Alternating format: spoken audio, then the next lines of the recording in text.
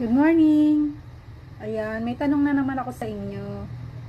Gaano ka kapanatag kapag ikaw ay nasasaktan o kaya nawalan ka ng minamahal, yung mga luho mo naubos, nawala?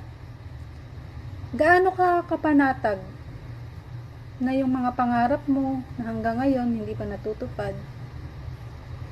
Ikaw ay nasasaktan, nagagawa mo pa bang ngumiti? Kapatid, subukan mo. Subukan mong lumapit sa ating Panginoon. Ang sabi po sa Job 11:18, no? Papanatag ang buhay mo at mapupuno ang pag-asa. Iingatan ng Diyos at bibigyan ng pahinga. Amen?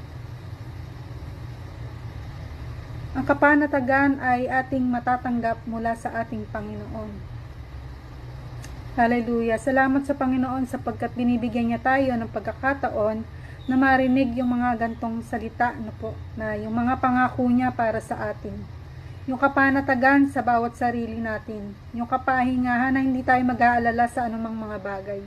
Sapagkat may isang Diyos tayo na siyang nagbibigay na katagumpayan para sa atin.